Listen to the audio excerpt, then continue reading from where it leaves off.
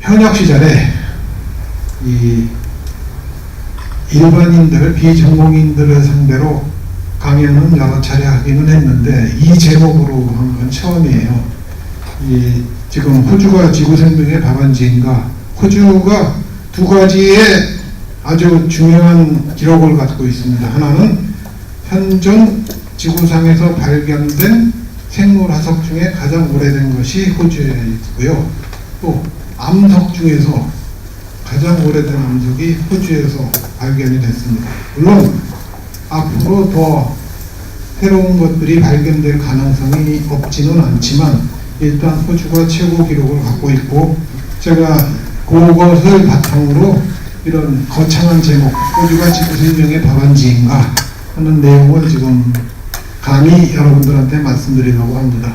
사실은 작년에 은퇴를 하고 센트럴 코스트에서 얌전히 조용히 착하게 살고 있었는데 갑자기 부름을 받아서 안 매던 넥타이를 메고 오니까 넥타이 멤버를 잊어먹어서 한참 헤맸어요. 덕분에 지금 양복도 입고 이렇게 만나 뵙게 되니까 대단히 반갑습니다. 오늘 말씀드릴 내용은 크게 키워드가 두 개가 있는데요. 하나는 진화, 그리고 공생입니다. 이 공생하면은 생물들 공생, 우리 다 아시죠? 뭐 악어와 악어새부터 시작해서 아니면은 상어와 상어 물고기 전부 그 이빨 청소해주고 그런다고 그러죠. 근데 악어와 악어새나 상어와 상어 물고기, 상어 물고기는 저도 직접 태평양 그 배 타고 다니다가 목격을 했습니다. 상어가 수십 마리가 몰려다니는데 왜 꼭 한 마리가 쫓아다니는데 절대 안 잡아먹더라고요.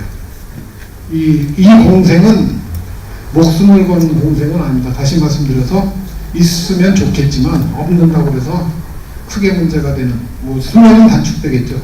스케일링을 열심히 해주는데 안 해주니까 상어는 악어 입에서 좀 입냄새가 더 많이 난다든가, 아니면 아무래도 수명하고는 관계가 있겠지만 오늘 말씀드리는 공생은 이거는 필수 불가결한 서로의 목숨이 달려있는 그런 공생입니다. 꼭 있어야만 하는 그런 공생이죠.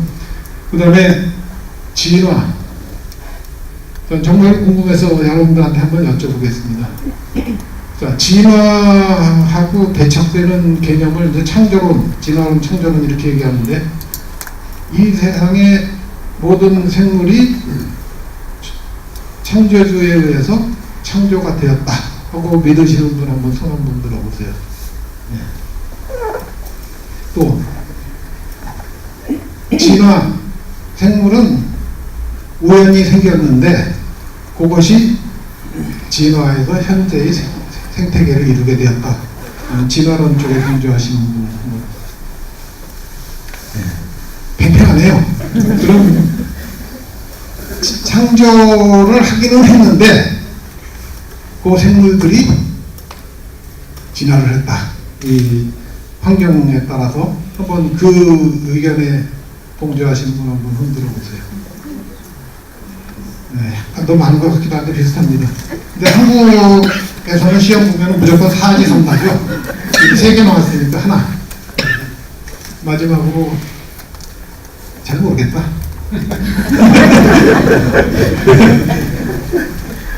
사실은 저도 그 마지막 의견에 상당히 근접해 있는데요. 이 진화론은 사실은 여러분 아시다시피 다윈이 처음에 이제 진화론을 주장을 했고요. 지금 제가 평생 경력을 보시면 알겠지만 공부하고 연구했던 분야가 해양학인데, 저는 해양학 중에서도 지질적인 해양 지질학자인데, 이 해양학의 시발점이 바로 진화론에서 시작이 됐어요. 왜 그러냐면은 다윈의 진화론이 발표된 이후에 이 학계에서는 당연히 아시다시피 엄청난 논쟁이 있었습니다. 진화론에 대해서 옳다 그러다부터 악마다 하는 얘기까지 나올 정도로 진화론에 대해서 이제 반감도 많고 그런 여러 가지 그 사건들이 있었는데, 그때 대부분의 그 과학계에서의 의견은 이제 자인의 진화론에 대해서 부정적이었죠. 그래서 그 중에 하나가 이제 어떻게 그거를 정리를 했냐면요. 다윈이 말하는 진화론은 시간축이 있잖아요. 시간에 따라서 생물이 진화한다. 근데 실제로 그게 아니고 다윈이 말하는 원시생물, 진화하기 전에 원시생물이 동시대에 있다. 어디에 있느냐? 깊은 바닷속에 있다. 라고 생각을 했습니다. 그래서 그러면은 바닷속을 탐사를 해보자. 그래서 이 영국 그 에딘버러 대학, 지금 스코틀랜드 지금도 최고 명문 대학이죠. 에딘버러 대학의 그 찰스 위베 탐슨이라는 교수를 단장으로 해서 사이언티스트들하고 한 50명 정도가 참여를 해가지고 이 3년 반 동안 세계를 한 바퀴 돕니다. 그래서 바다에서 별거를 다 샘플링을 하고 흥물부터 시작해서 지질 샘플도 했어요. 여러분도 혹시 망간 단계라고 들어보셨죠? 바닷속에 있는 그 돌을 차세대의 그 광물 자원으로 생각하는 망간 단계도 그때 최초 채집을 했어요. 끝나고 나서 그 양반들 이 대단한 업적을 벌였던 게 50권이 넘는 볼륨, 여기만한 볼륨들이 50권이 넘는 챌린저 레포트를 만들었어요. 바다에 대해서 그때까지 모르던 것을 많이 알게 됐죠. 그래서 그때부터 바다는 과학적으로 연구하는 분야가 됐습니다. Science of the Sea 해가지고 해양학이라는, 우리 이제 간단히 오션오그라피라고 얘기를 하는데, 해양학이라는 학문이 그때도 생겼어요. 그러니까 해양학이라는 게 그 19세기 후반이니까 지금 한 150년밖에 안 된 그런 학문입니다. 결과가 궁금하지 않으세요? 궁금하죠? 결과는 여러분들 아시다시피 당연히 동시대에 바다의 과거에 원시 생물이 살았다고 주장했던 그 학자들의 주장이 틀렸다는 것만 확인이 된 겁니다. 하나도 발견하지 못했고 새로운 종만 잔뜩 있습니다. 물론 지금 저희 눈으로 보면 너무나 당연한 얘기지만 그 당시만 해도 그랬다는 거죠. 그래서 이 진화론이 우리 같은 지질학자한테는 대단히 친숙한, 진화라는 단어 자체가 그런 단어입니다. 왜냐하면 진화하면 생물만 생각하시는데 우리는 지질 쪽의 진화를 무지 많이 써요. 예를 들어서 대서양, 원래 없었던 바다입니다. 대서양이 해저 확장에서 열렸다. 없던 바다가 생겼죠. 그래서 현재의 대서양으로 지금 점점 커지고 있습니다. 이거를 진화라고 얘기해요. 예를 들어서 우리나라 동해바다, 그거 원래 없었던 바다예요. 일본이 우리 쪽에서 떨어져 나가고 화산에 의해서 커지면서 동해바다가 새로 열립니다. 그것도 동해바다 진화라고 해요. 그래서 해양학이나 지질학 쪽에 논문 키워드를 진화를 놓고 쳐보면 무징징 많은 논문이 진화라는 이름 아래 나오죠. 자, 그래서 오늘 저와 같이 이제 한번 탐사를 가보겠습니다. 자, 해저 탐사대를 조직을 했어요. 이 그림은 제가 만들었던 3년 전에 만들었던 이 책입니다. 이게 저 젊은 세대를 위해서 이제 제가 동화 형식으로 이제 문답식으로 만든 책인데, 부산에서부터 최첨단 잠수정을 타고서 하와이까지 가는 그런 여정으로 되어 있습니다. 여기 참가자가 오시원 박사, 해양학자입니다. 시원스럽게 해양하고 설명하기도 하고 머리도 시원스럽게 벗겨졌고, 오시원 박사, 그 다음에 홍민정은 대한민국을 대표하는 이름이죠. 그리고 이번 항해에는 이게 지금 이 아이디어는 주얼 베른의 그 해저 이말리라는 소설이 있죠. 그거랑 마찬가지로 이제 거기서 아이디어를 얻었는데, 그리고 이번 항해는 우리 모두 같이 하겠습니다. 모두 이 새로운 항해를 시작하겠습니다. 자, 시작하는데 일단 아까 진화론 얘기를 했으니까요. 자, 이거 한번 질문을 보십시오. 상당히 도전적이고 도발적인 그런 질문이 될 수도 있습니다. 우주가 본질적으로 무의미하며 진화는 완전히 무작위적인 과정이고, 그다음에 인간의 출현은 우연의 결과인가? 사실은 이 질문은 아마 이런 질문을 가지고 계신 분들이 많을 거예요. 어떻게 보면은 신앙이 있으신 분은 특히 피하고 싶기도 한 그런 질문이기도 합니다. 특히 이게 첫 번째 문장, 우주가 본질적으로 무의미하다. 그 뜻은 우주를 창조한 창조주가 있다면 있을 수가 없는 질문이죠. 본질적으로 무의미하다는 얘기는 창조주의 의지가 하나도 안 들어갔다는 얘기고, 더 정확하게 얘기하면 신은 없다는 것입니다. 자, 이 얘기를 한 사람이 누구냐? 저명한 지질학자예요. 지질 중에서도 고생물학이라는 분야를 하는 사람입니다. 아까 말씀드린 대로 지질학자들은 기본적으로 진화론자인데, 그 중에서도 고생물학 분야는 여러분들 아시는 그 화석을 연구하는 분야입니다. 뭐 삼엽충, 뭐 공룡 같은 화석부터 시작했지만 요즘 물론 훨씬 작은 현미경 사이즈의 화석이 제일 지금 많이 연구가 되고 있습니다만, 이 얘기를 한 사람이 지질학자, 고생물학자, 면서 고고 인류학자입니다. 그러니까 고고학 발굴을 하는 분이죠. 자, 누군지 한번 밝히는 첫 번째 답변을 보겠습니다.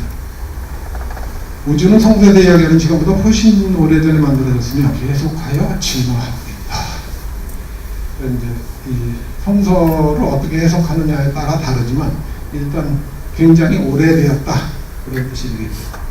이거 갖고서도 아마 여기 아시는 분들도 있겠지만 조금 참으시고 다음 걸 보시면 확실해질 겁니다. 진화가 빅뱅, 우주의 시작이죠. 시작되었지만 궁극적으로 마지막 점, 즉 오메가 포인트 얘기입니다. 오메가 포인트가 진화가 궁극적으로 지향하는 점이다. 이 양반은 뭐라고 얘기했냐면 창조주 신하고 합일화되는 그런 점을 오메가 포인트라고 얘기했어요. 이 양반이 얘기한 거는 창조적 진화론입니다. 진화론은 인정을 하지만 이 신이 생물을 창조를 했다 하고 얘기했습니다. 그건 좀 신학적인 냄새가 나죠. 아마 아실 거예요. 이분은 테야르 샬땡입니다. 테야르 샬땡은 이 19세기 후반에서 20세기 중반까지 살았던 이 프랑스 분으로서 예수의 신부입니다. 이 양반은 진화론을 할 수밖에 없었던 게 전공이 그런 데다가 아까 고고인류학자라고 그랬죠. 여러분들 원인 중에 북경원이라는 원인이라고 들어봤을 거예요. 북경 혹은 지구점이라는 데서 원인들 발굴하는데 지도자급으로 참여했던 분입니다. 그래서 기본적으로 이 양반은 진화론을 인정을 하고 얘기를 합니다. 근데 그 당시 아마 카톨릭교에서는 좀 불편했던 것 같아요. 이 양반의 이 발언 자체가. 그래서 이 교회에서는 당신 발언을 방해하지는 않겠지만 이 교회 내에서는 그만 떠드는 게 좋겠다 하는 식의 아마 완곡한 그 의사 표현을 했다고 그래요. 이 양반이 그래서 주로 활동한 무대가 이 실제 과학계였습니다. 이 프랑스 무슨 과학연구소 소장도 하고요. 주로 그런 데서 활동을 했는데, 사실은 이 샤르댕의 경우는 제가 학교 다닐 때 대단히 유행했던 그런 서상이었어요. 그래서 그 연구하는 분들도 많이 있었고, 실제로 인터넷에 나중에 한번 쳐보십시오. 이 양반에 대한 그 연구서적이 무지 많고, 우리나라에서도 나온 학위 논문도 대단히 많습니다. 그래서 이 진화론을 창조론하고 신학적으로 연결한 그런 분 중에 하나입니다. 이 양반 견해가 얼마나 옳은지 틀린지는 그거는 본인들한테, 이제 여러분들한테 달려있죠. 자, 이제 본격적으로 시작하겠습니다. 자, 오늘 크게 4개의 그 챕터가 있는데요. 첫 번째하고 두 번째는 인트로덕션에 해당됩니다. 오늘 제가 드릴 말씀에 기본적인 저거를 알아야 기본적으로 다른 얘기를 할 수가 있으니까, 그래서 우리가 사는 지구하고 바다, 그 다음에 대륙이동하고 공동아일랜드, 무슨 소리인지 잘 모르시더라도 조금만 참으시면 제가 설명을 드리겠습니다. 그 다음에 이제 핵심은 3번하고 4번인데요. 스트로마틀라이트하고, 그 다음에 심해 열수불충구라고 했습니다. 4번이. 그 다음 빨간색으로 하이드로터멀 벤트라고 그랬는데, 하이드로 하면 물이란 뜻이고 서멀이라는 열이란 뜻이죠. 그래서 그대로 열수, 뜨거운 물이 나오는, 보통 우리가 전문 용어로는 분출구라고 안 하고 심해 열수 구멍공자를 써가지고 하는데 어쨌든 간에 같은 뜻입니다. 분출구라고 하는 게 일반인들이 이해하시기가 더 좋을 것 같아서 분출구라고 했습니다. 자, 그럼 지구의 나이. 첫 번째가 BC 4004년 10월 26일에 지구가 만들어졌다 하는 17세기의 아일랜드 지교였던 어셔라는 분이 주장을 했어요. 이거는 지금까지도 통용이 되고 있습니다. 이 양반은 구약 성서를 역산을 해가지고 계산을 해보니까 날짜까지 정확하게 10월 26일 이렇게 이제 나와 있죠. 그러면 지금 2000년이니까 약 지구의 나이는 한 6000살 정도 됩니다.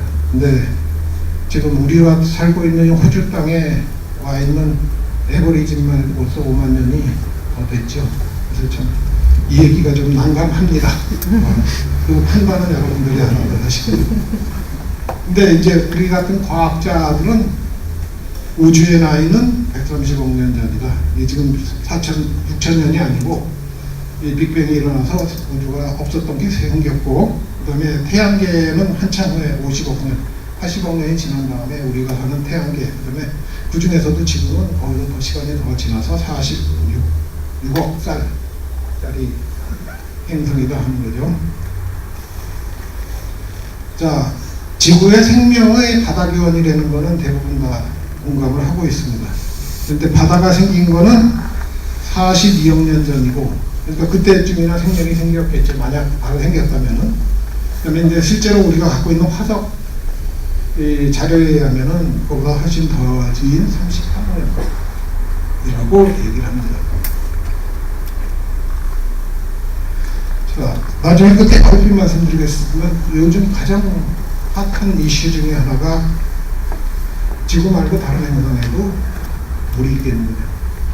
물은 바로 생명하고 연결이 되니까 물이 있으면 생명이 있을 가능성이 있다는 거죠. 그래서 지금 요거는 지금 뭐 물의 증거를 많이 찾고 있어요. 자, 그러면 우리 생명이 있으려면 필요한 조건이 뭐냐? 물 당연히 있어야 되겠죠. 그 다음에 우리가 숨쉬는 산소. 근데 지금 말씀드리겠지만 산소가 필요 없는 놈들도 많이 있습니다. 거꾸로 산소를 만들죠. 이 산소, 그럼 식물이 만들지 않느냐? 광합성에 의해서. 식물이 지금 말씀드리겠지만 식물이 생기기 전에, 식물은 지구가 생긴 다음에 한참 지나서 식물은 출현합니다. 그 이전에 산소를 만드는 놈이 생겨요.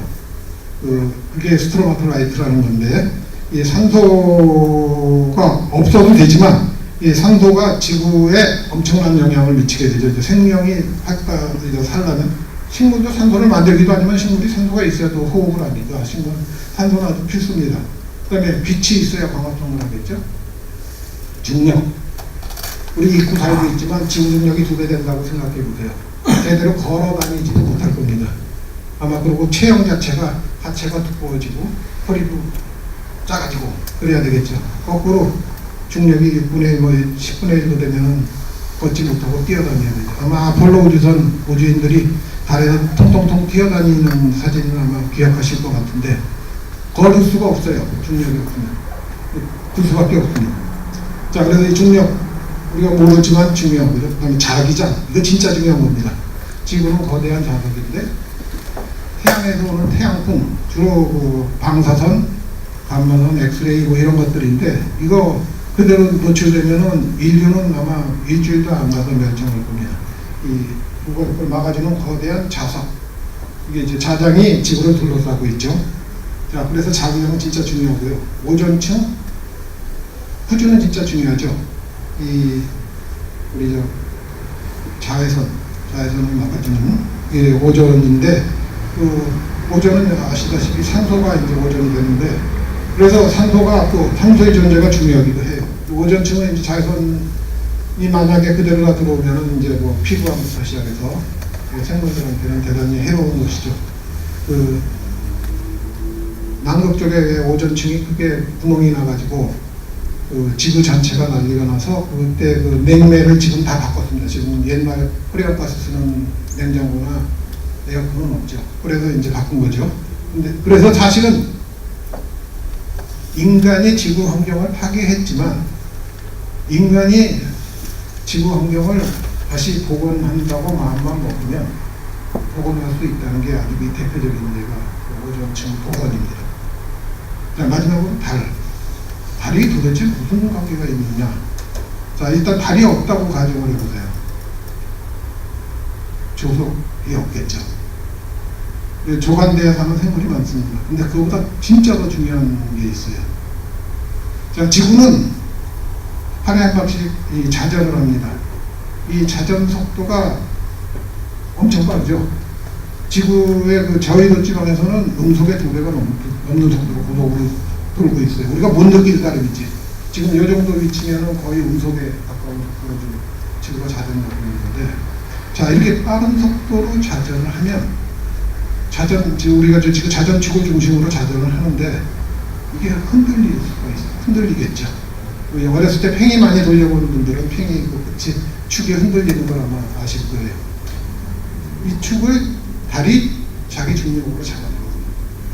지구 축이 흔들리는 걸 잡아줘서 지구가 이 변화하는 것을 막습니다. 무슨 말씀이냐면은 지구 축이 23.5도 기울어져 있잖아요. 그 축이 1도만 어긋나도 지금 당장 빙하기가 오는 거 하는 식으로 엄청난 지구 기후의 변화가 옵니다. 이 과거에 지금 빙하가 여러 차례 있었는데 그거를 이제 지구 자전축의 변화하고 그다음에 지구의 공전궤도의 변화로 이제 설명을 합니다. 밀란코비치 사이클이라고 하는데 어쨌든 이 달의 존재가 생각보다 지구로서는 아주 필수적인 그런 존재라는 거죠. 자, 지구가 만든 지금 뭐 딴 거보다도 제일 중요한 게 첫 번째 건데 지구는 이런 뭐 먼지 이런 쪼가리들이 뭉쳐가지고 이 지구가 이제 만들어졌다고 그래요. 근데 이 제일 중요한 거는 원래의 지구는 균질하다. 그러니까 막 만들어져 가지고 막 달라붙어 가지고 현재 지구 덩어리로 만들어졌으면 균질하다 뜻은 지구의 표면이나 내부나 같은 물질로 되어 있다는 것이죠. 거기에는 암석도 있을 거고 금속도 있을 거고 막 섞여 있죠. 그러다가 시간이 지나면 무거운 금속이 지구 내부로 이동하겠죠. 중력에 의해서. 그게 지금 이 두 번째 설명입니다. 이 내부가 이제 고온으로 되는데 왜 고온이 되냐면요. 이 무거운 물질이 지구 내부로 들어가면 이 마찰이 일어나면 프릭션이 커지니까 마찰열 때문에 또 하나는 이제 또 하나의 열의 소스는 지구 내부에서 갖고 있는 방사성 동위 원소의 붕괴 이 두 개에 의해서 이제 지구의 온도가 내부로 갈수록 온도가 올라갑니다. 그래서 실제 지구 내부의 한가운데 핵의 온도는 거의 한 6,000도 정도 돼서 태양의 표면 온도가 가까울 정도로 대단히 뜨겁습니다. 그래서 이제 지구 내부는 이런 식으로 이제 여러 층을 이제 외핵 뭐 해가지고 아마 들어보셨을 거예요. 그래서 철하고 니켈이 조성분이고 외핵이 유동성, 철하고 니켈로 되어 있지만 액체입니다. 유동성 있는 액체. 그게 아까 지구가 거대한 자석이라고 말씀드렸는데 그게 자석을 만드는 거예요. 유동하면서 이 유도전류에 의해서 이 지구는 거대한 자석이 되는 거죠.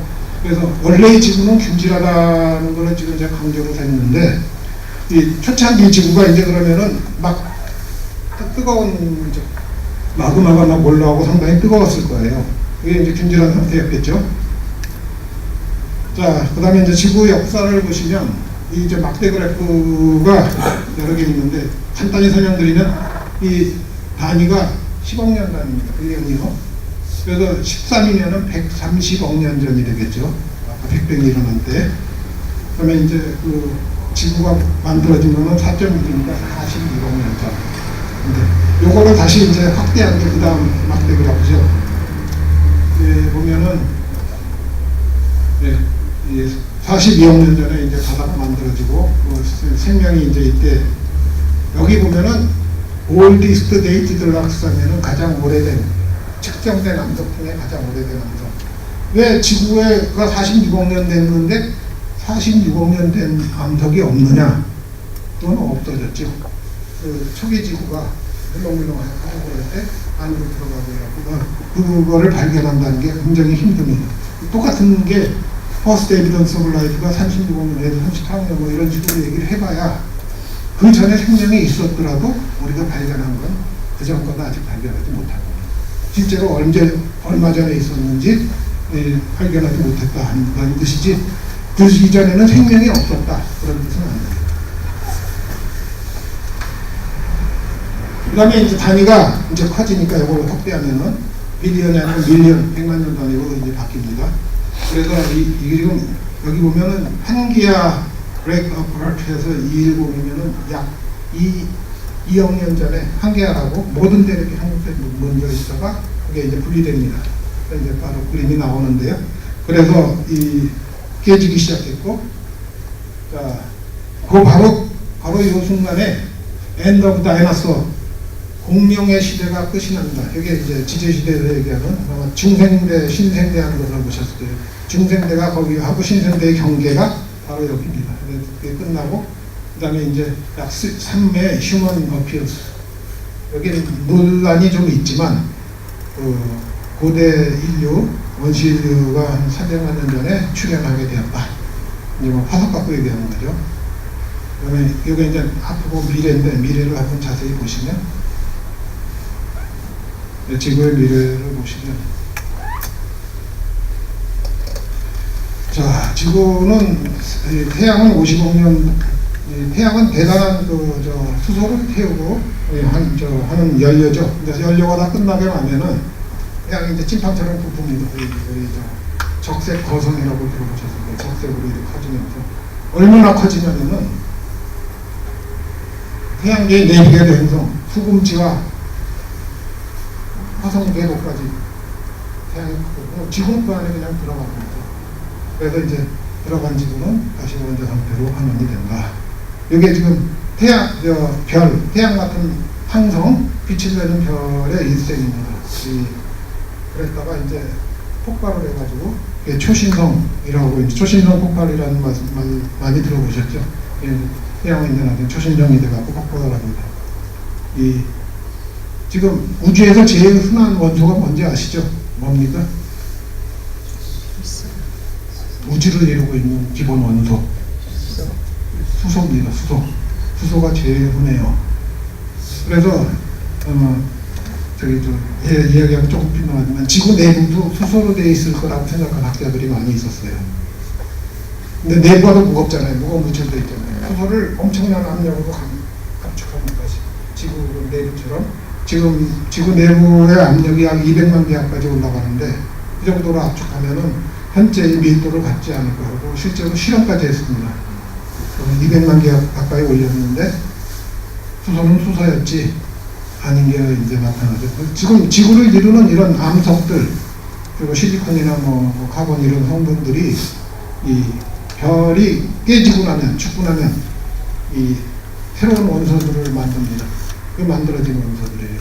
그러니까 원래 우주 공간에 흔한 수소지 우주 공간에 지금 지구처럼 암석 쪼가리들이 흘러다니는 건 아니고 그거는 아주 특별한 상황, 별이 깨지면서 이제 만들어진 거죠. 자, 이거는 상식으로 알아두십시오. 지구의 71%, 지구의 70% 이상이 바다입니다. 지구 표면. 지구가 푸른 아름다운 별, 멀리 인공위성에서 보면은 그 이유는 이 바다가 이렇게 크기 때문이고, 그 다음에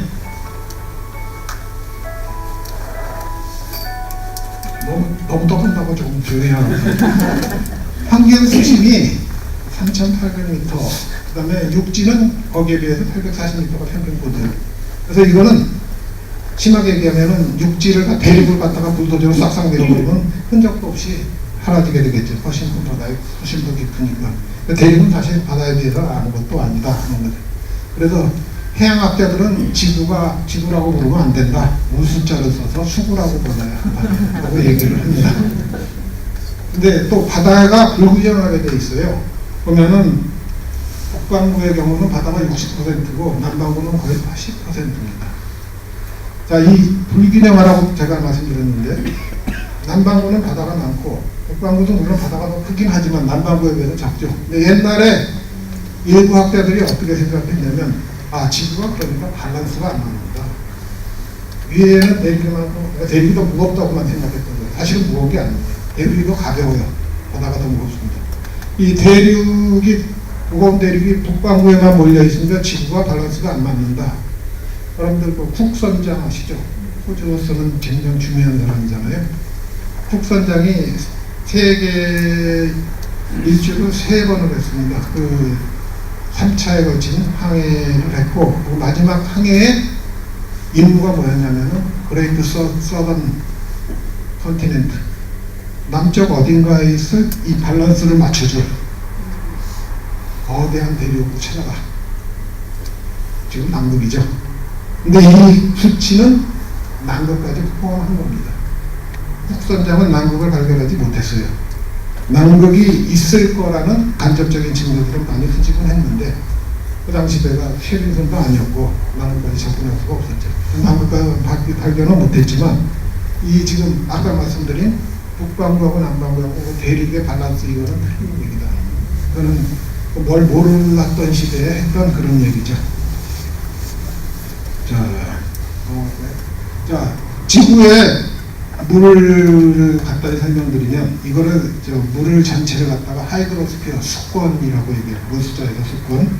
근데 아까 말씀드린 대로 이제 대부분이 바다인데, 그 중에서도 바닷물 염수가 97%, 그럼 나머지 3%가 담수죠. 민물이라고 하는 담수. 근데 이게 이제 물은 이렇게 순환하는데, 구름에서 비가 내려가지고 일부는 강이 돼서 호수가 되고 바다로 가고, 일부는 지하수가 되고, 일부는 얼어갖고 빙하가 되고. 자, 어느 게 제일 많느냐? 담수 중에.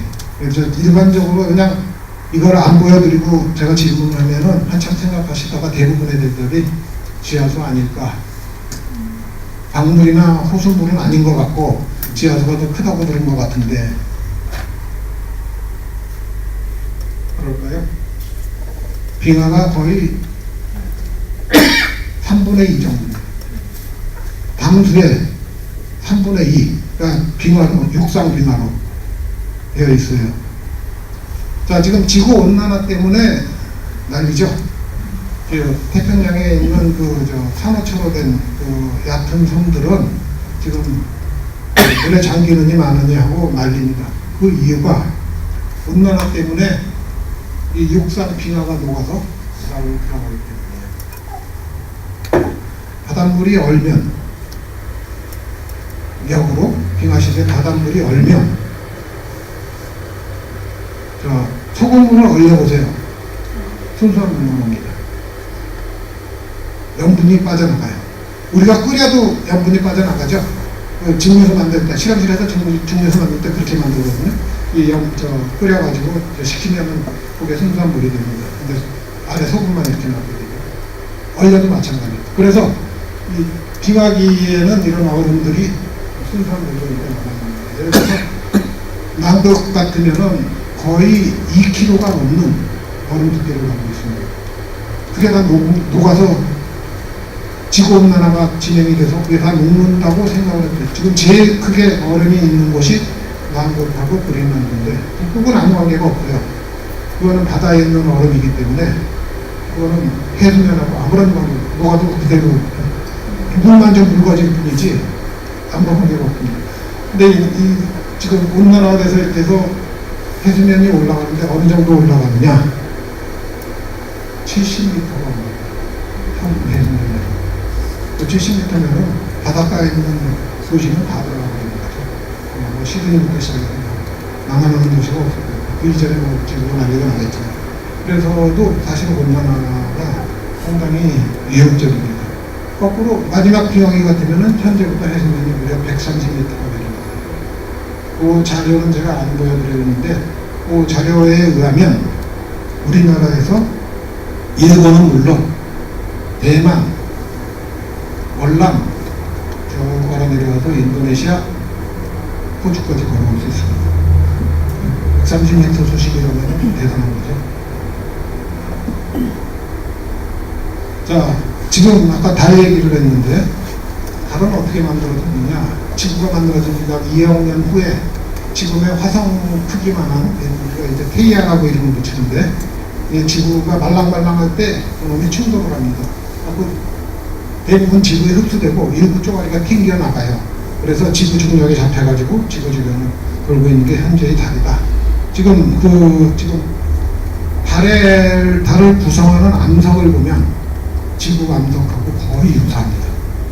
달은 지구하고 쌍둥이 별인데, 그다음에 달의 내부 구조, 우리 뭐 핵이 있고 멘틀이 있고 하는 식으로 달의 내부 구조도 마찬가지예요. 아마 기억하실지 모르겠습니다만 달에 착륙했던 아폴로 11호죠. 아폴로 11호인가가 달에 착륙하고서 뭘 했냐면은 달에다가 지진계를 설치하고 이 착륙선을 도킹하고 착륙선을 달에다가 거꾸로 떨어뜨립니다. 그럼 충격이 오겠죠. 인공지진을 일으킨 거예요. 인공지진은 충격에 의해서 지진파, 반대쪽의 지진파의 내부 구조의 기록이 들어옵니다. 우리가 탄성파를 분석하면은 이거를 알 수가 있죠. 그래서 달의 내부 구조는 대강 알고 있어요. 달은 지구의 쌍둥이 별이고, 일부에서는 그때 이런 충격으로 지구의 회전축이 23.5도 기울어졌다. 주장하는 사람들도 많이 있습니다. 그 다음에 지구의 물은 어디서 왔느냐? 두 가지 소스인데요. 지금도 아마 화산 혹시 가보신 분들은 화산지대 가면 이용하면서 이런 가스, 근데 상당 부분이 수증기입니다. 수증기가 나오는 걸 볼 수가 있어요. 지금 지구 내부를 이루고 있는 마그마, 멘틀, 거기에 있는 마그마가 물을 많이 갖고 있어요. 이해가 잘 안 가실 거예요. 상상이 어떻게 돌에 물이 있느냐? 돌에 물이 많이 있습니다. 그래서 거기서 이제 나온 지구에다가 이제 계속 수분을 공급했고, 그다음에 초기 지구에 해성이 많이 충돌했으리라고 생각합니다. 해성은 얼음 덩어리로 되어 있다고 생각하죠. 그래서 이제 지구의 소스는 이 두 가지라고, 물의 소스가 두 가지라고 생각을 하고 있습니다. 결국 이제 요것 때문에 초기에 그 지구에 마그마 활동이 활발하니까 물도 많이 만들어지고 고놈이 계속 뒤로 내려가지고 그 뜨끈뜨끈한 지구를 식히는데 결정적인 역할을 했다고 생각하고 있습니다.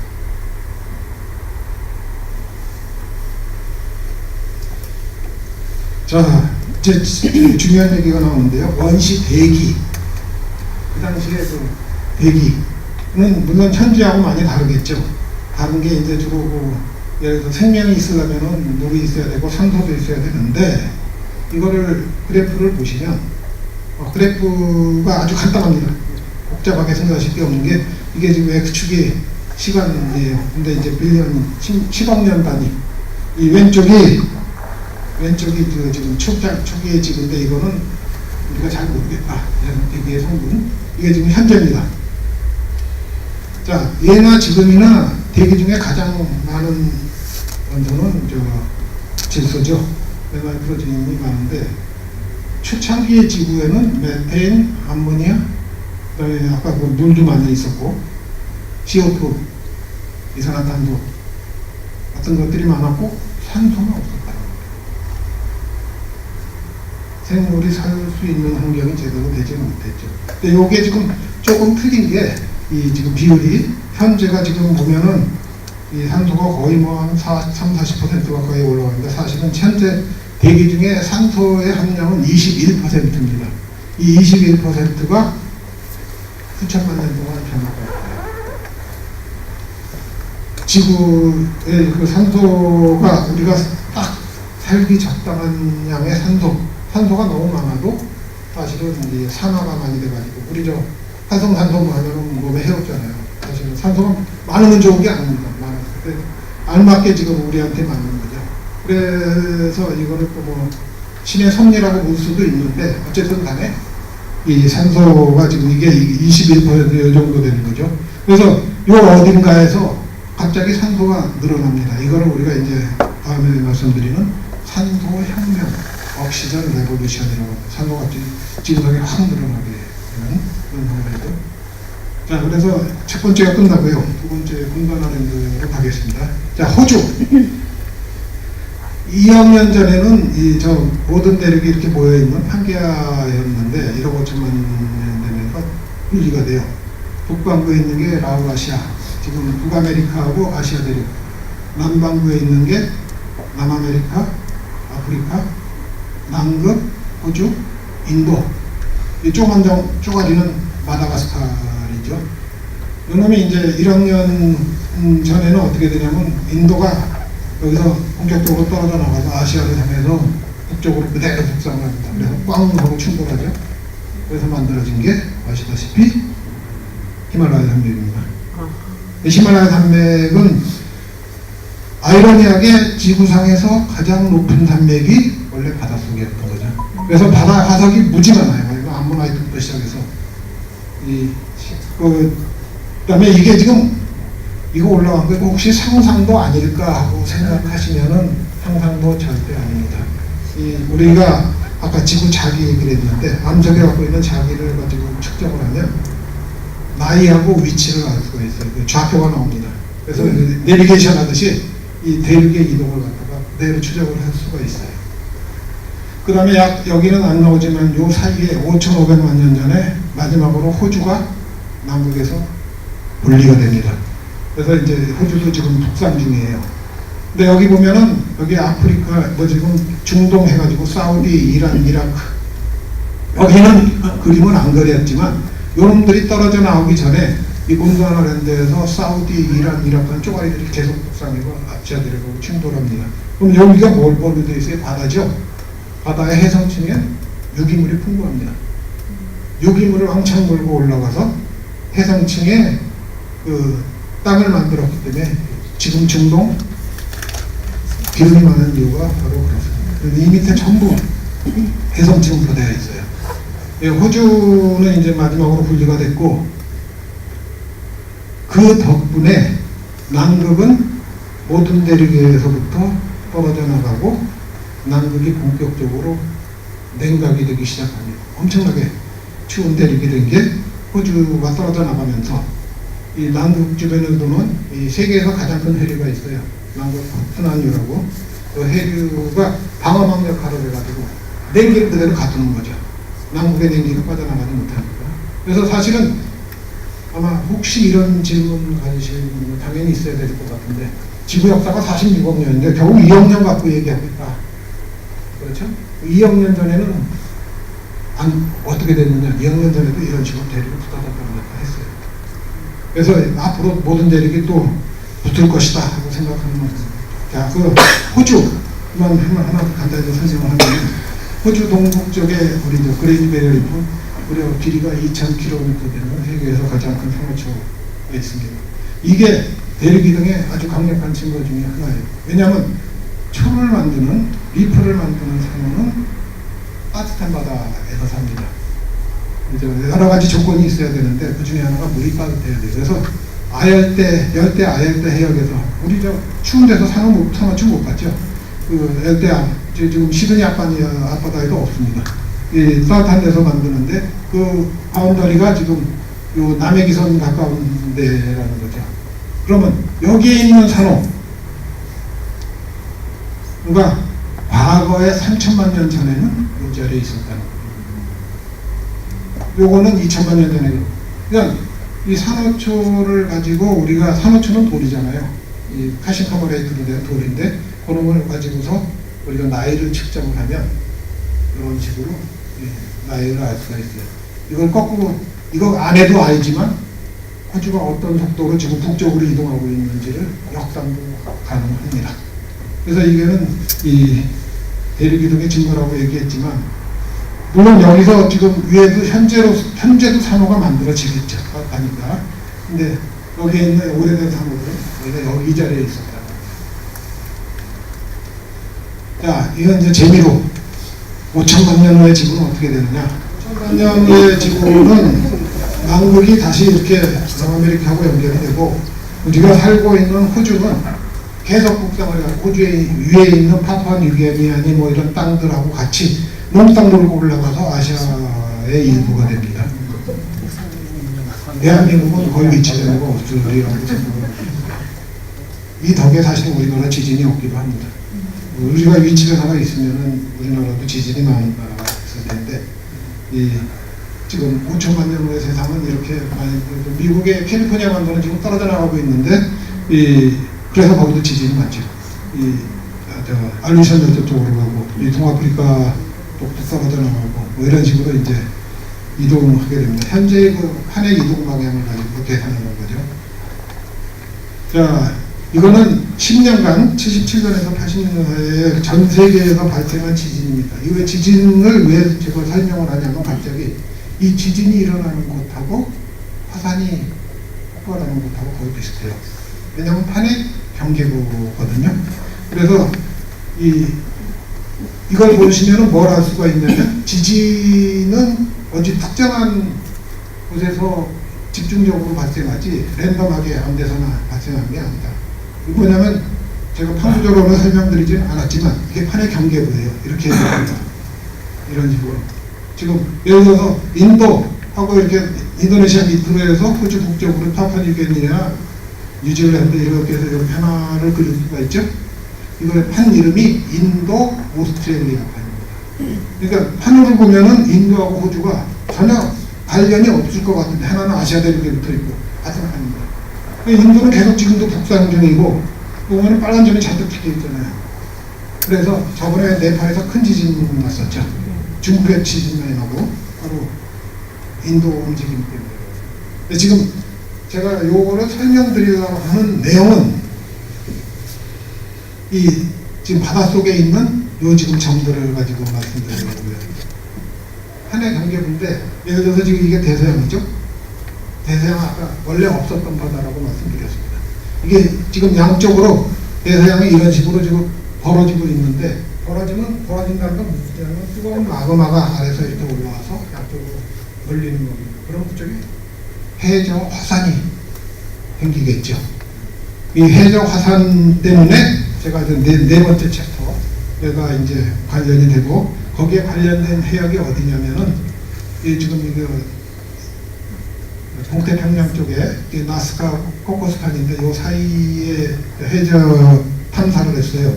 여기 여러분들도 다 아시는 유명한 섬이 있습니다. 갈라파고스 섬이 있는데 그 밖에 있는 바다에서 이제 참여를 했죠. 그래서 이 바닷속에 이 빨간 점들은 지진이 일어난 점이지만 이게 바로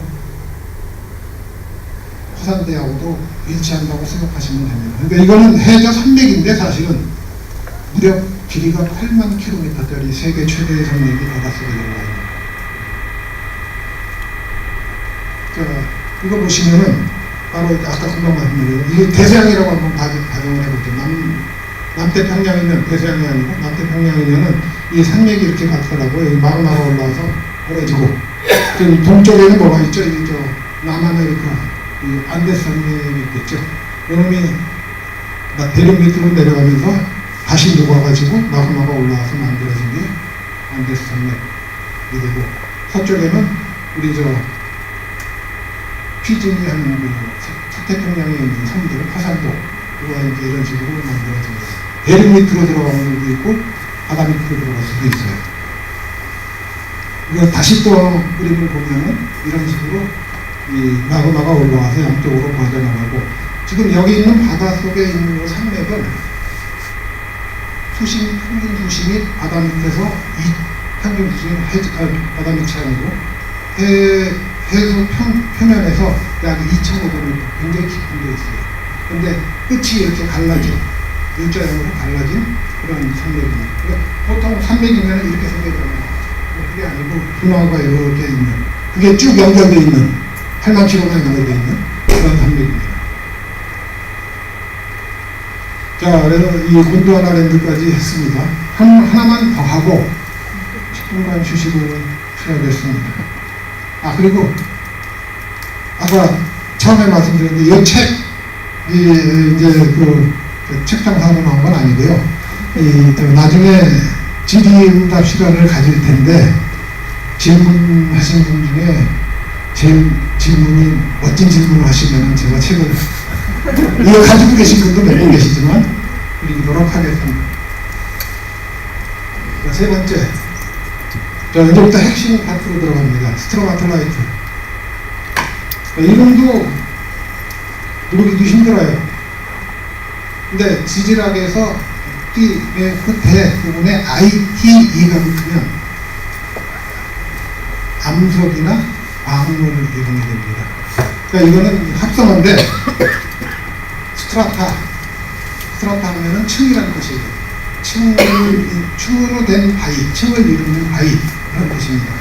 근데 이 스트로마톨라이트가 어디에 있느냐? 전 세계에 있는데 오늘 소개해드릴 거는 서부 호주에 이 샤크베이라는 곳이 있어요. 이 지금 퍼스에서부터 이 샤크베이 여기인데요. 여기까지 제가 작년 7월에 거기까지 갔었는데 약 800km가 넘으니까 후배 가기도 힘들거리고 보통 한번 쉬었다 가기도 합니다만은 이 샤크베이의 스트로마톨라이트는 해양학 교과서에 나오는 아주 유명한 곳입니다. 이 전 세계 에서 가장 활발하게 현재 이 스트로마톨라이트가 만들어지는 곳이 이 샤크베이예요. 근데 제목은 산소 공장을 찾아서 했는데 바로 여기서 박테리아라는 놈이 산소를 갖다가 만들어내고 있습니다. 자, 이 샤크베이를 보시면 이 구글 맵인데요. 여기 하멜린 풀이라고 이제 쭉 이제 도로가 보이는데 여기 올라서 이렇게 들어와서 이제 이 동네가 이제 좀 보는 데인데 이거 보시면은 이 구글 맵에 요 좀 갈색으로 표시된 거는 육지죠. 섬이나 육지죠. 대륙이죠. 근데 이렇게 표시된 건 누가 봐도 모래처럼 보이죠. 이거 물속에 들어가 있는 부분입니다.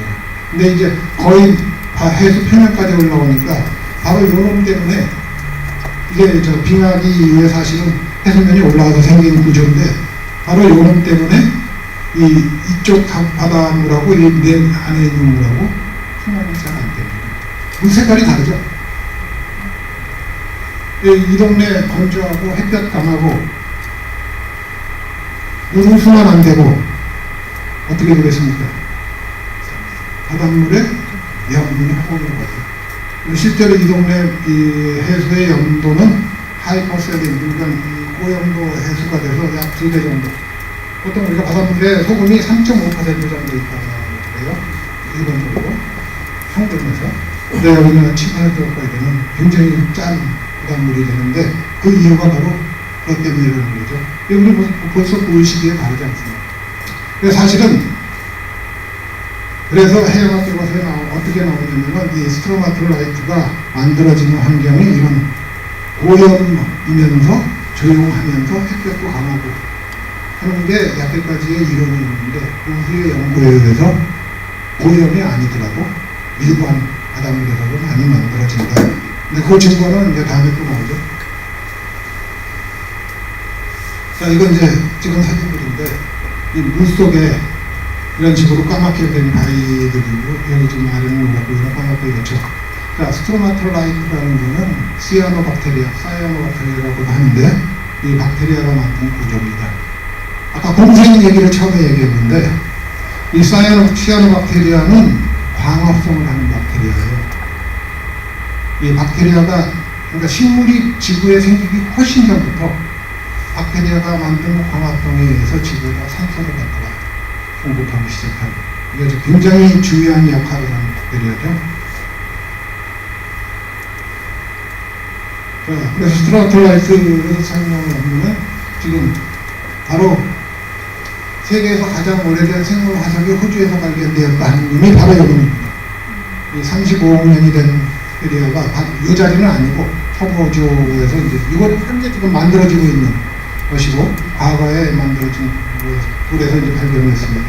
시아노박테리아 화석이 이제 나왔고요. 그다음에 요놈이 요거에 의해서 산소혁명, 옥시전을 산소를 이제 지구에 공급하기 시작했습니다. 아까 처음에 그 지구 대기를 제가 표로 보여드렸을 때 산소가 없었잖아요. 2억 년부터 20억 년 전부터 이제 산소가 이제 만들어지기 시작했는데 그때 이제 시작을 한 거죠. 네.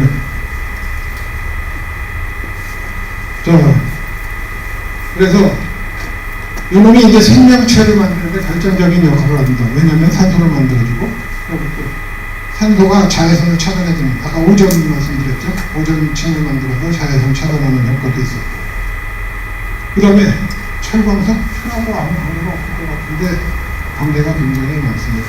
바닷속에는 철이온이 무지 많이 녹아있어요. 철이온이 산소와 결합하면 철광석이 됩니다. 우리가 말하는 자철석, 우리 철광을 만드는데 이 산소가 결정적인 역할을 하게 되죠. 그 다음에 시아노박테리아가 나중에 진화를 해서 이 식물의 엽록체로 이제 됩니다. 이거 지금 현재 우리가 보고 있는 식물의 엽록체의 주상이 바로 진화하는 거죠. 그 다음에 이제 그 시아노박테리아 혼자 힘만해서는 안 돼요. 아까 말씀드린 대로 시아노박테리아는 이 광합성을 하는 박테리아지만 아까 지금 사진으로 보여드린 건 돌이었죠. 스트로마톨라이트는 돌이잖아요. 돌이 되기 위해서는 다른 박테리아의 힘이 필요해요. 이 시아노박테리아하고 공생하는 다른 박테리아들이 매트를 형성을 해가지고 물속에 떠다니는 작은 돌알갱이들, 그 다음에 물속에 녹아있는 칼슘 카보네이트 CaCO3, 칼슘 카보네이트로 된 가장 대표적인 돌 석회암 같은 것을 만듭니다. 그러니까 석회암 지대가 바로 시아노박테리아의 거죠. 그래서 아까 공생한다는 게 시아노박테리아는 자기가 살고 있는 환경을 단단하게 유지하기 위해서 다른 박테리아의 도움이 필요한 거죠. 그 박테리아는 마찬가지로 시아노박테리아가 있어야만 생존할 수가 있겠죠. 그래서 이런 식으로 스트로마톨라이트라는 것을 만들고, 아까 처음에 말씀드린 대로 이 샤크베이라는 지역이 고염이고 햇볕이 강하고 조용하고 하는 환경인데 이게 아니더라도 가능하다. 자, 그래서 아까 35억 년 전에 호주에서 발견된 세상에서 가장 오래된 생물화석, 이게 이 광합성 박테리아, 시아노박테리아입니다. 지금 요 화석을 갖다가 이제 그림을 그려놔보니까 이렇게 생겼다 하는 거죠. 요건 다시 한번 또 설명을 드리겠습니다. 자, 그래서 이 선거혁명이 일어났고요. 다양한 생명체입니다. 이런 식으로 지금 돌들이, 이제 까만 돌들이 많이 있죠. 여기 이걸 잘라보면은 이렇게 층들이 보여요. 아까 스트로마톨라이트라는 게 층을 이루는 바위, 그런 뜻이에요. 층을 이루는 바위입니다. 이 바위는, 돌은 석회암으로 되어 있어요.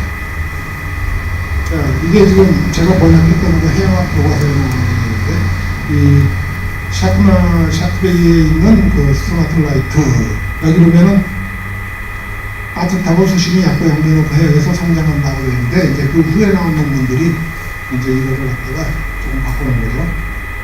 그 다음에 이건 더 잘 나와 있는데, 이런 식으로 완전히 그 얇은 층들이 또 만들어 있어요. 한 층 성장을 하는 거예요. 따가지고. 그래서 이 스트로마톨라이트 지금 물속에서 찍은 거, 이게 물속에서도 만들어지고 물 왔다 갔다 하는 데서도 만들어지고 합니다. 자, 이거는 사실은 제가 이 강연을 하겠다고 억셉트를 한 다음에 3월 초에 그 한겨레신문 거기 과학 섹션에 나온 내용입니다. 한번 읽어보시면, 미생물의 일종의 시아노박테리아는 지금도 바닷속에 맞죠? 우리 샤크베이에서 지금 봤죠? 모든 식물 안에서도 엽록체로 변신의 그 존재, 지금 이게 여기 설명 보시면 이게 시아노박테리아예요. 현재 살고 있는 현존의 시아노박테리아 정도고, 이거는 위에 거를 보면은 엽록체로 받아들여 이루어진 공생을 통해 식물은 비로소 광합성을 이루어졌거든요. 그러니까 시아노박테리아가 이 엽록체를 갖다가 만들어서 후손들한테 이제 전달해 준 거죠. 이게 지금 여기 보면 일기류 식물 세포 안에 들어있는 이 엽록체들의 모습이고, 이게 이제 시아노박테리아입니다.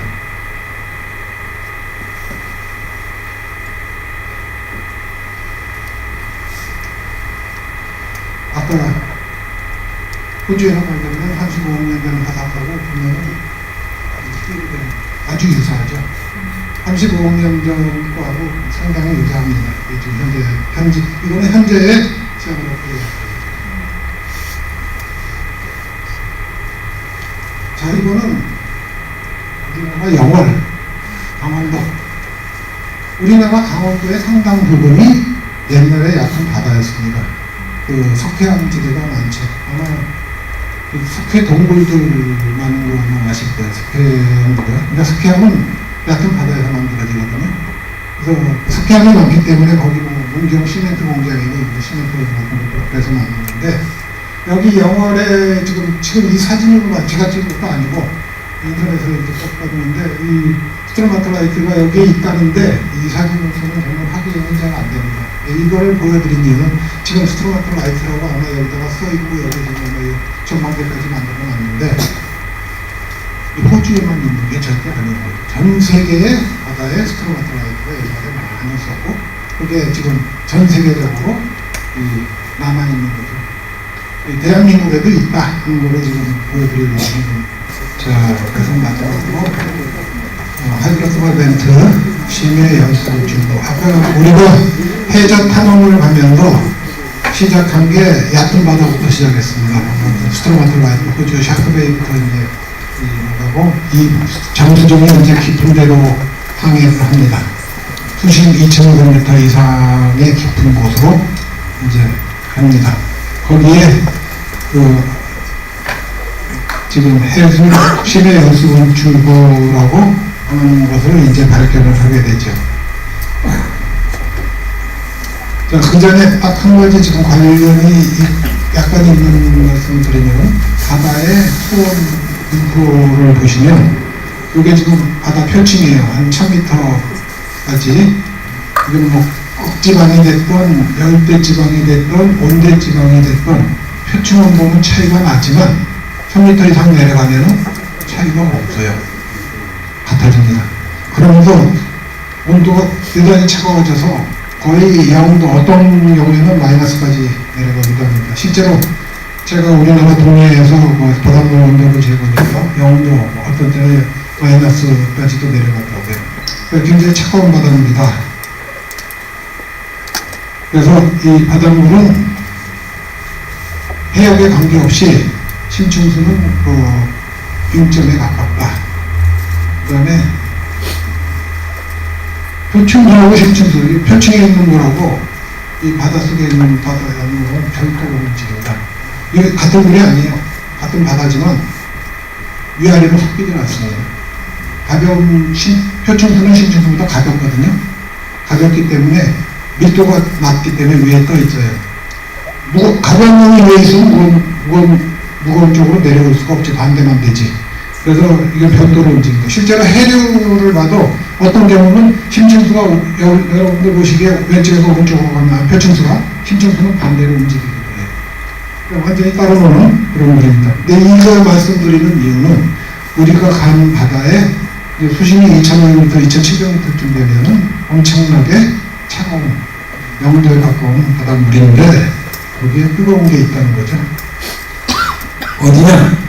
아까 말씀드린 대로 이 대형제 산맥. 지금 이게 이 북대서양인데요. 이 대서양 이렇게 보면은 이 산맥이 이렇게 쭉 연결이 되어 있습니다. 이게 좀 깨져 있는데 그거는 지구가 둥글기 때문에 이 설명이 길어지니까는 더 이상 영어 설명하지 않겠습니다. 둥글기 때문에 깨져 있을 수밖에 없는데 어쨌든 이게 보면은 홈이 이렇게 파져 있죠. 아까 말씀드린 대로 평균 수심 약 2,500m짜리의 거대한 산맥이 바닷속에 있는. 요게 지금 이게 대서양이 원래 없던 바다를 양쪽으로 당겨가지고 만들어 놓은 대서양이라는 바다를 만들어 놓은 주역입니다. 지금도 양쪽으로 벌어지고 있어서 대서양은 점점 성장하고 있는 바다죠. 역으로 태평양은 줄어들고 있는 바다고요. 자, 지금 여기에 보시면은 요거를 확대해서 보면은 이런 식으로 지금 함몰된 산맥인데 여기에 차가운 바닷물이 들어가서 아까 그 심층수가 차갑다고 그랬잖아요. 차가운 바닷물이 지금 청색 화살표를 표시했습니다. 찬물이 들어가서 이 안에 마그마 때문에 양쪽으로 벌어지는 거거든요. 마그마가 있어서 마그마 때문에 이 벌어지는 거를 대표져 가지고 지금 마그마에다 대표져서 이제 뜨거운 물로 해가지고 지금 여기 이렇게 뭔가 이렇게 불빛처럼 표시되어 있는데 이게 연수 분출구예요. 원래 이거를 처음 발견한 거는 1977년입니다. 40년 전쯤 되네요. 미국 우주 해양연구소의 심해 점수정 에어빈이라는 거를 타고서 77년에 있는 과학자들이 내려갑니다. 77년이면은 이 해저 확장, 판구조론 이런 것들이 모두 확립이 돼가지고 실제로 이제 바다가 이런 식으로 벌어지고 했던 거니까 학술적으로 완벽하게 증명이 된 후였어요. 그래서 이 양반들의 목적은 뭐였냐면은 내려가서 실제로 마그마가 이렇게 올라와서 만들어낸 구조를 보고 싶었습니다. 그래서 이 프로젝트를 시작한 사람들은 해양 지질학자들이었고, 내려가면서 그거를 갖다가 해양 생물학자들한테도 참여하겠느냐 하고 의사타진을 했었는데 아무도 안 갔어요. 왜냐? 수심이 2,000km가 넘는 데서 무슨 생물이 있냐. 시간 낭비다 이렇게 한 거죠. 그래서 영광스러운 순간이 해양 지질학자들한테 돌아왔습니다. 해양 생물학자는 한 명도 없었어요. 이 발견에 대해서. 어디냐면은, 이게 지금 남아메리카죠. 에콰도르에 있는 갈라파고스 섬 앞에 지금 바로 이 지역입니다. 그렇죠? 여기 지금 판이 양쪽으로 이렇게 벌어지는 곳이거든요. 그래서 지금 이렇게 벌어지는 갈라파고스 릿지가 있는데 양쪽으로 이렇게 벌어지는 곳에 여기 수심이 약 2,700m 정도 되는데 거기에 이 알비노가 이제 내려갔죠. 내려갔다가 이 세상에 아무도 상상치 못한 환경을 목격하게 됩니다. 그게 이제 하이드로스몰 벤트인데, 자, 2,700m의 연수 분출구라는 것을 발견을 해요.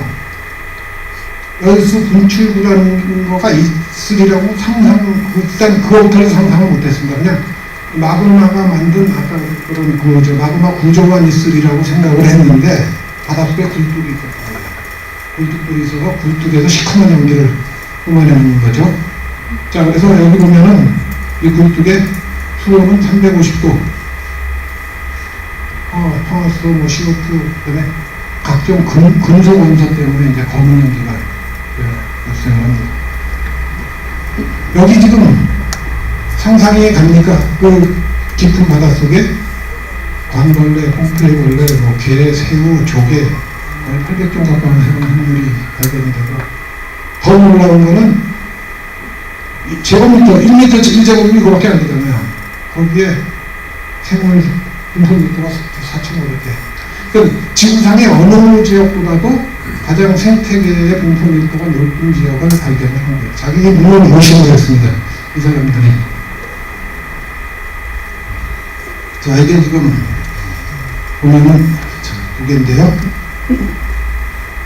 이게 지금 그 당시에 발견했던 거의 사진이고, 이 사진은 몇 년 전에 우리나라 한국해양연구원 잠수정이 그 인도양에서 발견한 하이드로스몰 벤트입니다. 우리나라도 잠수정 조그만한 게 하나 있죠. 이걸 보시면은 일단 뭐가 있냐면은 이 굴뚝이 있어요. 수미터 높이에 이 지금 도로된 굴뚝들이 발달하고, 굴뚝에서 지금 시커먼 연기도 나오고, 이 안에 이렇게 흐릿하게 보이는 거는 뜨거운 바닷물입니다. 이게 이제 하이드로스몰 벤트죠. 이 뜨거운 시커먼 연기가 나오는 굴뚝도 있고, 하얀 연기가 나오는 굴뚝도 있습니다. 이거는 이제 성분에 따라서 조금씩 다르죠. 이것만 해도 그 사람들은 놀랐는데, 어떻게 이런 굴뚝 구조가 있으리라고는 상상을 못했죠. 지금 이게 어떻게 만들어지느냐? 바다 기반암은 현무암이라는 시커먼 암석입니다. 현무암은 한국 사람들한테는 아주 친근합니다. 왜냐하면 제주도 암석이 다 현무암이죠. 새카맣고. 그 특징 중에 하나가 구멍이 많아요. 그래서 쉽게 이런 물이 침투할 수가 있습니다. 그래서 침투한 물이 여기서 마그마에 의해서 대표져가지고 올라와서 여기에 있는 마그마에 들어있는 이 철분, 유황성분, 구리 이런 것들하고 합쳐져가지고 금속의 검은 연기를 만듭니다. 지금 굴뚝이 만들어지잖아요. 이 굴뚝을 통해서 연기가 만들어지고, 그 중에 일부가 이제 여기서 이 금속 원소들이니까 해적이 됩니다. 이런 식으로 양쪽에. 이 해양연구원에서 한국해양연구원에서 연구한 이유 중에 하나가 여기 미래의 광물자원, 그리고 이 광물자원은 이거는 전부 고래, 오픈시에 있기 때문에 광물자원은 누울 것도 아니에요. 근데 관계국들이 원래 그 땅덩식으로 해놔가지고 여기다가 연구 투자해서 논문을 많이 쓰고 뭐 연구비에 들어가고 하는 쪽에다가 이제 광고 설정하게 망간단계도 똑같거든요. 그래서 이제 우리나라도 광고 설정을 했습니다. 어쨌든 그래서 이제 이 정부에서 돈을 받으려면은 이런 식으로 이제 우리한테 단순한 과학적인 흥미보다는 미래의 자원하고도 관계된다 뭐 이런 식으로 해가지고 이제 한 거죠. 이건 다른 얘기고 지금 여기 보면은 이런 금속원소, 황화물 이런 것들이 이제 이렇게 해서 배적이 되고 하는 게 지금 심해 열수 분출구입니다. 그러니까 여기서 지금 먼저 나오는 물의 온도는 무려 350도 뜨거운 물이죠.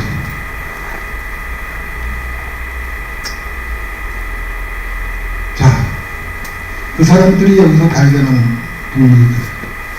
지금 아마 이 사진은 많이 보셨을 거예요. 튜브웜이라고 관벌레라고 이렇게 번역을 하는데 이게 튜브웜입니다. 이게 지금 동물이에요. 관벌레니까 동물인데 이게 길이가 평균 한 우리 키보다 큰 2m 남짓한 큰 파이프예요. 이거 지금 빨갛게 생긴 부분은 동영상을 못 보여드려서 아쉬운데 이거 개나 이런 것들이 딴 동물이 다 건드리면 썩어가 되더라고요. 살아있는 동물. 이거 뭡니까? 그 옆에 바위에 있는 조개들이에요. 어마어마하게 많죠. 이 조개의 크기가 어느 정도냐? 어른 발바닥만 하다고 그래요. 안 믿어지시면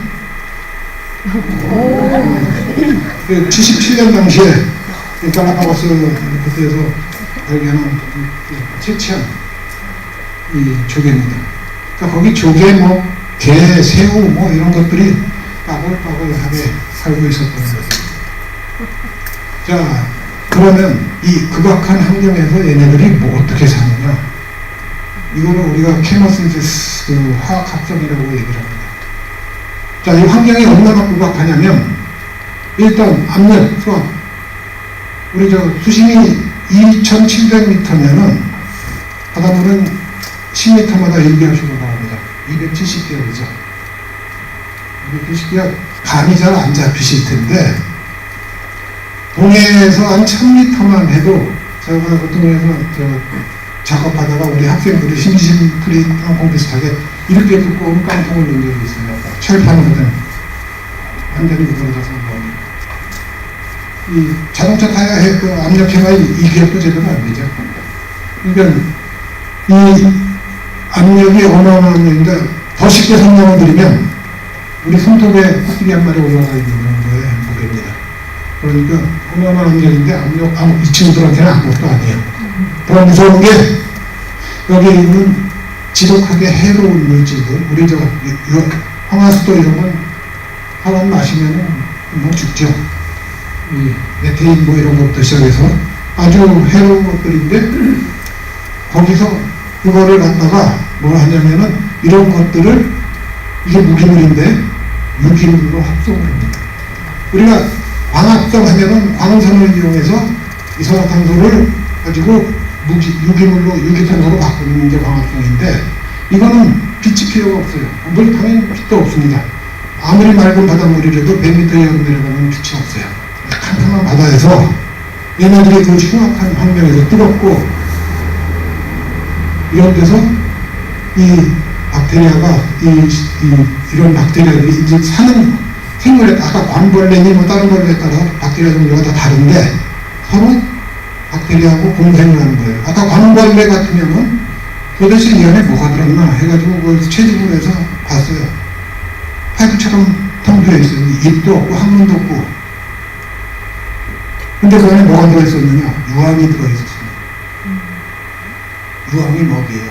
관벌레가 유황을 직접 먹은 게 아니고 박테리아라는 놈이 유황을 유기물로 만들어서 관벌레한테 공급을 하는 겁니다. 그 관벌레는 대신 얘네의 집이 된 거죠.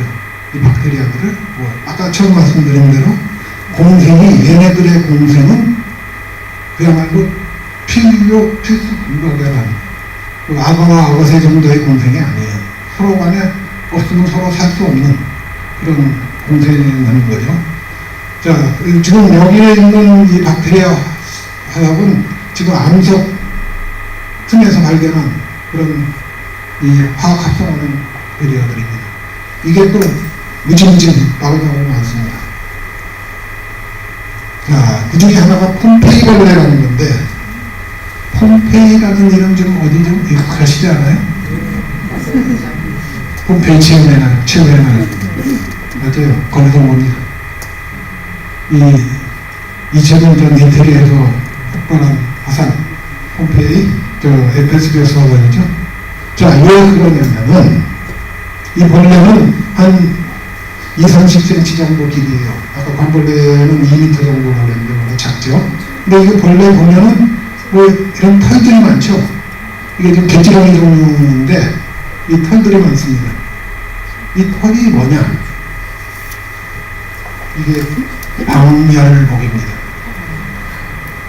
이 벌레, 이 폼페이 벌레는 우리가 꺼내서, 만약 살아있지 못하지만 후압 때문에 꺼내서 여기서 냉물에다 넣고 끓여도 안 죽어요. 100도가 넘는 물에서 삽니다. 그 비결 중에 하나가 이 지금 이 방열복인데, 이 방열복이 누가 만들어 놓느냐? 이게 박테리아가 만든 거예요. 그러니까 여기 지금 폼페이 벌레 박테리아는 아까 그 박테리아하고는 다른 종류죠. 서로 이것도 서로가 필요한 거예요.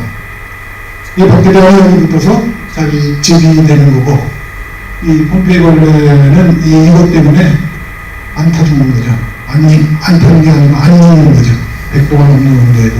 또 이게 얼마나 온도에 강하냐면은 이 방열력이 진짜 뛰어난 게, 아까 그 바닷물이 심층에서는 대단히 차갑다고 그랬잖아요. 한쪽이 예를 들어서 100도, 한쪽이 뭐 20도, 물론 자기 한 몸에서 80도 온도가 차이가 난다? 우리 머리 있는 얘는 100도고 여기는 20도, 다리가 20도라고 그러면 살 수가 있겠습니까? 사람 아니더라도. 얘는 끝도 없어요. 그 정도 온도차가, 한 몸에서 온도차가 나도 문제가 없는, 대단히 최첨단 방열복을 갖고 있는 것이 폼페이 벌레입니다. 이건 다른 건데, 또 하나의 얘기죠. 심해에 사는 아귀. 우리가 좀 아구찜하는 아구가 원래는 아구가 아니고 아귀입니다. 아귀. 입이 아귀같이 크다. 아귀. 입이 크죠. 심해 사는 놈은 더 못생겼어요. 날카롭고. 심해는 먹을 게 별로 없으니까 입 벌리고 다니다가 먹을 게 들어오면 꽉 받아갖고 먹는데, 미끼가 있죠.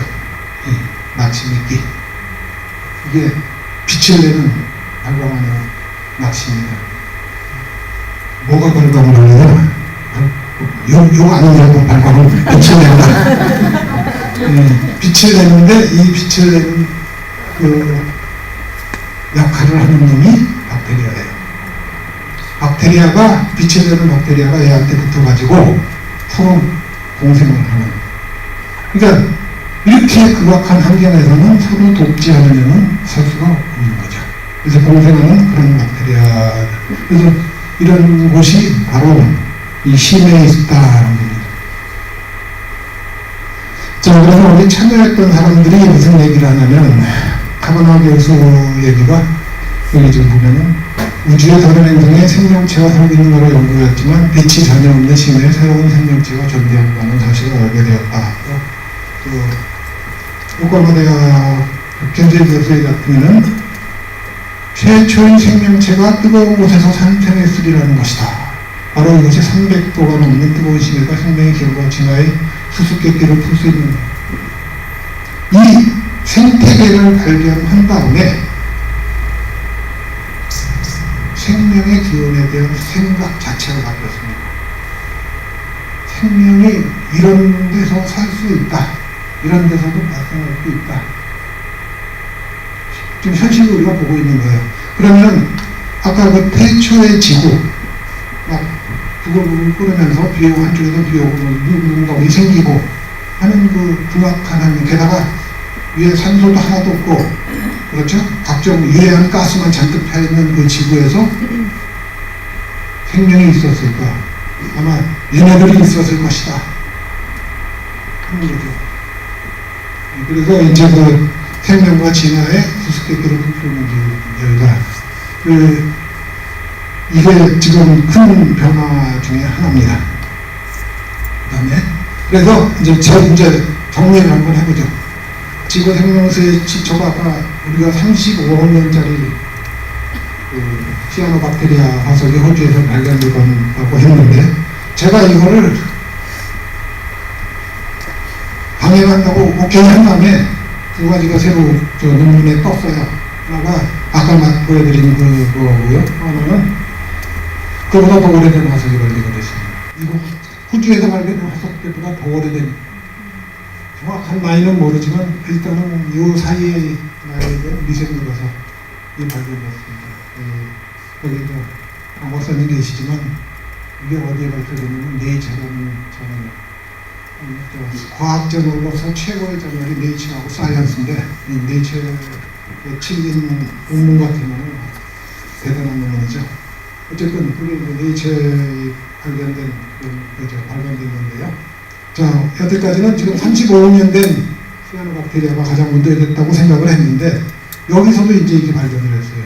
그래서 지구의 생명체가 만들어진 게 아까 심해에서의 그 박테리아 얘기도 했지만 이것보다 훨씬 이전, 35억 년보다 훨씬 이전에 그 지구 형성이 된 직후에 도저히 생물이 살 수 없다고 생각했던 그 지구 환경에서 생물이 살 수 있었을 것이다 하고 생각하기 시작했습니다. 그래서 지금 여기서 발견된 미생물이 지금 현재 아까 금방 보여드린 심해 연수 분출구에서 발견된 박테리아하고 비슷한 박테리아가 지금 캐나다 퀘벡 육지에서 발견이 됐다는 거죠. 그러니까 지금 원시 지구가 여기저기서 물웅덩이 생기고 보글보글 할 때 지금 심해 환경하고 비슷한 환경인 그곳에서 생명이 탄생을 했는지 어디서 왔는지 일단 전제했을 것이다. 이거는 화석이 발견됐기 때문에 생명이 있었다는 것은 확실한 얘기죠. 또 하나는 여기에 37억 년 된 암석, 그 후에 그린란드 이 연구팀이 그린란드에서 37억 년 된 암석에서 스트로마톨라이트를 발견했어요. 그래서 호주의 기록이 아쉽게도 깨졌습니다. 제가 거짓말한 셈이 됐는데 35억 년 된 암석이 가장 오래된다고 한 화석이. 근데 그 후에 37억 년 된 스트로마톨라이트가 그린란드에서 발견됐어요. 그래서 저는 처음에 개인적으로는 이 스트로마톨라이트라는 만드는 박테리아가 지구 최초의 생명체가 아니었겠는가 하고 생각을 했는데, 지금은 아마 이거보다는 연수분출구 박테리아 종류가 더 먼저 있지 않았을까. 왜냐면 요거에 비해서 이걸 만드는 박테리아에 비해서 요거를 만드는 박테리아는 훨씬 더 극악한 환경을 견딜 수 있는 그런 박테리아다 하는 거죠. 그래서 지금 다시 정리를 하면은 이런 식으로 지금 정리가 됩니다. 그런데 지금 맨 끝에 거, 일반적으로 우리가 박테리아의 생존력이 얼마나 강하냐 하는 거를 이제 지금 말씀드리려고 하는데, 퇴적층, 바닷물 아래 퇴적된 퇴적층 842m나 되는 퇴적층을 뚫고 들어가서 842m나 뚫고 들어가서 거기서 나이가 약 1400년 된 퇴적층인데 거기에서 살아있는 박테리아를 발견했습니다. 이거는 저 심해 시추하는 기구에서 하는 거죠. 그 다음에 하와이 섬 화산구죠. 지하 1220m 화산에서도 살아있는 박테리아를 얘기한 거고요. 살아있는 박테리아를 얘기했습니다. 그 다음에 남극 빙하 2000m 가까운 데는 빙하 두께만 2000m입니다. 거기 빙하 시추에서 거기서 원래는 지구의 기후 변화를 알아내기 위해서 시추를 했는데 엉뚱하게도 살아있는 박테리아를 상상이 안 가지 않습니까? 2000m 얼음 밑에 박테리아가 살고 있었다는 게. 그래서 많은 사람들이 지금 무슨 생각을 하냐면은 우주에 떠나기는 운석에도 살 수 있지 않을까. 지구의 최초의 생명이 운석을 타고 날아왔을 수도 있다 생각하고 있습니다. 이거는 미화액인 보도죠. 자, 그래서 한번 재미있는 질문을 제가 드리고, 자, 바닷물에는 약 80여 종의 원소가 녹아 있어요. 거기 뭐 철도 있고 알루미늄도 있고 뭐 여러 가지 우리가 아는 소금 NaCl 다 있습니다. 자, 두 번째 질문, 왜 짤까? NaCl이 소금이 있으니까 짜죠. 당연히 그렇죠. 근데 이제 진짜 중요한 질문, 그러면 계속 공급이 되는데 왜 더 짜지지 않을까? 그 다음에 도대체 이 원소가 어디서 왔느냐? 그전에는 육상 암석이 비가 와서 암석이 풍화라고, 혹시 풍화작용이라는 말씀 얘기 들어보셨죠? 암석이 화학적 풍화해가지고 비가 암석을 갖다가 일부 성분을 녹여서 그게 강물 타고 바다로 들어갔다. 근데 그거는 설명이 안 되는 거예요. 양도 설명이 안 되고 육상 암석에 없는 성분들이 바다에 많이 있습니다. 특히 예를 들어 소금 같으면은 소디움 클로라이드 NaCl인데 Na는 육상 암석에 많아요. 그게 들어갑니다. 클로라이드는 육상 암석에 없어요. 소스가 다릅니다. 그래서 지금 첫 번째 질문은 우리가 아까 그 갈라파고스에서 그 연구를 함으로써 거기서 엄청난 양의 새로운 광물 성분, 금속 성분들이 튀어나오게 된 걸 알면서 해결이 됐습니다. 이 두 번째 질문이 이제 그래서 대륙만이 아니고 바다에서 해저 화산에서 공급이 된다. 두 번째 질문은 좀 어려운 얘기인데 우리가 이거를 스테디 스테이트를 우리말로 정상 상태라고 번역을 하는데 여기 보시면 인풋이 아웃풋하고 같고 바닷물이 지금 아까 염분이 3.5% 정도 된다고 했죠. 그게 아주 오랜 기간 동안 같은 농도를 유지해 왔습니다. 더 짜지지도 않고 묽어지지도 않고 모르겠어요. 이게 정말 신의 섭리라고 생각하면 또 이해가 가기도 하는데 과학적으로는 증명을 해야 되는 거죠. 왜 이렇게 되는가 궁금하잖아요. 그게 이제 이 이론입니다. 해양학의 가장 기초적인 이론이 스테디 스테이트 이론인데 들어온 양만큼 나간다. 바다에 소금이 들어왔으면 그만큼 소금이 제거된다. 설명이 좀 긴데 궁금하시면 이 책을 보시면 책장사를 좀 사실은 이 육상에서 가장 흔한 광물이 점토 광물이라는 겁니다. 영어로 클레이 미네랄. 우리 점토하면은 애들 뭐요 점토 놀이 하잖아요. 근데 그거보다 더 쉽게 여러분들이 접하실 수 있는 게 유업하는 거, 그릇 만드는 거, 고령토 뭐 이런 것들이 점토예요. 육상에서 가장 흔한 겁니다. 바다에서도 그렇습니다. 이 점토 광물이 정기적으로 중성이 아니에요. 그래서 바닷물에 있는 그런 각종 이온들을 갖다가 흡수를 합니다. 자기가 중성이 되기 위해서 정기적으로. 그래서 그러면서 빨아져 버리면 바다에서 제거가 되죠. 그러니까 바다에 들어온 양만큼 그 프로세스에 의해서 그 조절이 정말 절묘하다면 절묘한 거죠. 신의 섭리라는 건 바로 이제 예를 들어서 그렇게 그거를 설명하는데 어쨌든 이 케미칼 매스 밸런스, 바다에서의 화학적 평형이라는 거는 그런 식으로 이 바다가 스스로 조절하는 능력이 있어요. 이게 오랫동안 지속이 된 겁니다. 그래서 우리가 살고 있는 현재의 지구는 대단히 그 안정된 스테이블한 그런 지구를 갖다가 만들어 놓은 거죠. 자, 지구상에는 여러 차례의 매스 익스팅션 대량 멸종이 있었습니다. 아마 들어보셨을 거예요. 이게 전부 이게 잘 보면은 고생대, 근데 그 중에 하나가 이 크리테이셔스 백악기 중생대 말입니다. 이게 6,500만 년 전의 사건인데요. 여기서 이제 중생대가 끝나게 됩니다. 자, 우리 저 영화 주라기 공원, 이 주라시기 요거보다 하나 앞선 것이니까 공룡의 시대였죠. 근데 그때 6,500만 년 전에 그 직경이 한 11km쯤 되는 거대한 문석이 지구로 떨어집니다. 떨어지는 위치가 어디냐면은 유카탄반도 끝에 바다하고 육지하고 경계 부분에 떨어져요. 지금 거기에 어마어마한 크레이터가 남아 있습니다. 그 충격.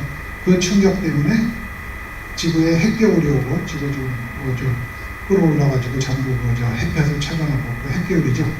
그게 오고 그래가지고 생물들이 멸종을 합니다. 이렇게 1차적으로 멸종한 건 덩치가 큰 공룡들, 덩치가 큰 생물일수록 그런 환경 변화에 약하죠.